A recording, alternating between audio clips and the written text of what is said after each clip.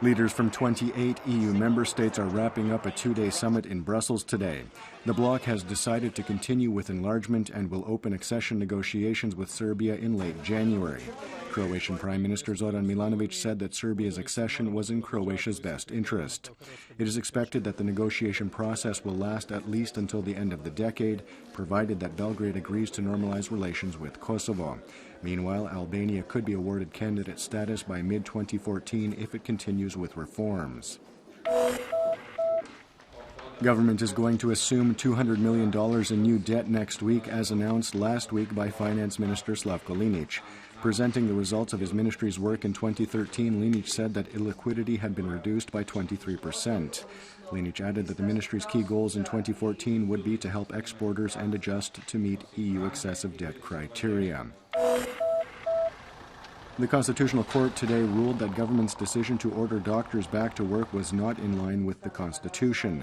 It also ruled that government had not responded to union complaints within the legally prescribed time. The request for the evaluation was submitted by the Croatian Physicians Union after the government returned doctors to work who had been striking for 58 days. After the decision is published in the National Gazette, doctors can decide whether or not they want to continue their strike over government's collective agreement for the sector, which they say reduces their rights. Croatian motorways today opened a 16-kilometer section of the A1 Zagreb-Split-Dubrovnik motorway from Vrgorac through Ploče to Karamatici. A 7.5-kilometer section between Metković and the border with Bosnia-Herzegovina was also opened. The total value of the works is roughly €224 million. The toll for the 483-kilometer route from Zagreb to Karamatici by car stands at €30.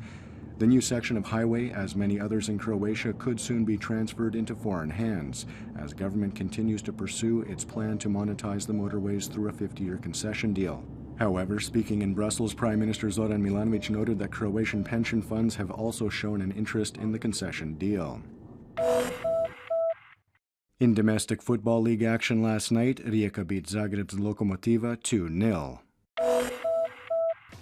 Sunny patches in the afternoon will give way to increased cloud cover in the evening, with a chance of some isolated rain in the northwest. A moderate to strong southeasterly on the coast will wane by day's end. Highs will be between 4 to 9 degrees Celsius inland, 11 to 16 on the Adriatic.